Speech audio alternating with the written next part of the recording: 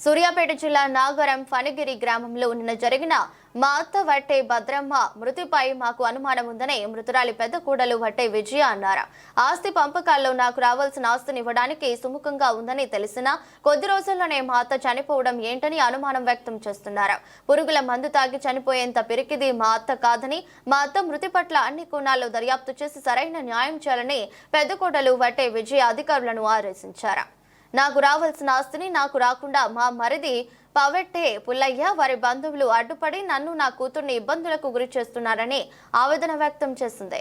ఊరి మా బాధకున్న మా కులం వాళ్ళని కాళ్ళ ఎలా పడితే ఆడపిల్ల అన్యాయంగా ఉంది కదా, ఎందుకు కొద్దిగా న్యాయం చేయాలని వాళ్ళు నాకు కొద్దిగా మాట్లాడితే వాళ్ళ మీద కుట్రలు పెట్టుకొని వాళ్ళకి అన్ని లేనిపోని అన్ని క్రియేట్ చేసి పంపిస్తురు. మా అత్తని సావదెంగిన అక్కడ అన్ని చేసినా చేసిరు, మళ్ళీ వీళ్ళ మీద అంతా బురద చల్లుతురు. వాళ్ళకి ఎలాంటి ఏం లేదు, వాళ్ళకు న్యాయం చేయాలి. వద్దు మీరు పంచాయతీ గొడవలు పెట్టుకోకురి, వద్దు ఏదన్నా ఉంటే నలుగురు ఇట్లా చెప్పినట్టు ఇన్నూరి అని చెప్పినందుకు వాళ్ళకి ఇవన్నీ బదనాములు ఎత్తుతురు. మీ అందరికీ నమస్కారం. నాకు న్యాయం చేయాలి అంతే.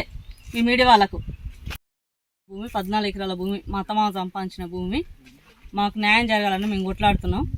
న్యాయం జరగాలని కొట్లాడితే మా అత్తని మా సైడ్ ఎంతో కొంత ఇద్దామని ఒప్పుకునే స్థితికి వచ్చే వరకు మా అత్తని లేకుండా కథం చేసి పడదేంగిరు. వాళ్ళకి సపోర్ట్ ఇస్తుందని కథం చేసి పడదేంగిరు.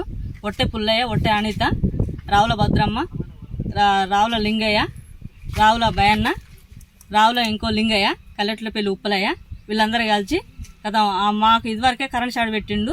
మాకు ఇలాంటి పరిస్థితి ఉందని మాకు అనుమానాలు ఉన్నాయి. వాళ్ళ మీదనే మాకు చావుకు దగ్గర తెచ్చిర్రు. ఆమెను కూడా అదే పరిస్థితి చేసే ఏమైంది తెలుస్తలేదు నాకు. ఆమెను కూడా అట్లనే చేసేసిర్రు. నాకు వచ్చే భూమి 14 ఎకరాలు, 7 ఎకరాలు వస్తుంది.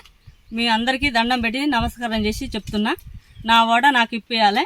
నాకు ఇట్లా అన్యాయం జరుగుతుంది. నేను ఆడపిల్లని, ఇలాంటి కష్టాలు ఎవరికి రావద్దు.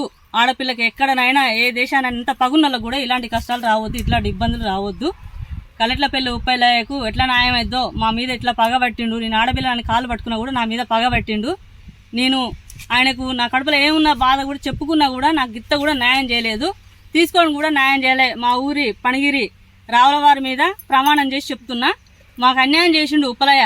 మమ్మల్ని ఇట్లా ఆగం చేస్తుండు, మమ్మల్ని చెట్టుకు పుట్టాడు ఏడిపిస్తుండు. అసలు నువ్వెంతనో పిస్తే పిరికల్లవు అని అన్నాడు.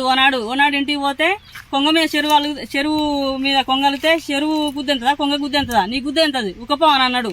ఇట్లా ఇష్టం ఉన్నట్టు మాటలు మాట్లాడింది నన్ను. అయినా కూడా ఎందుకన్నా ఇట్లా అంటున్నాడంటే నువ్వు రాకు మా ఇంటికి అని కూడా అన్నాడు. ఇక నేను ఆ నుంచే నేను పోకుండా బంద్ అయిన సపెంటుకున్నా.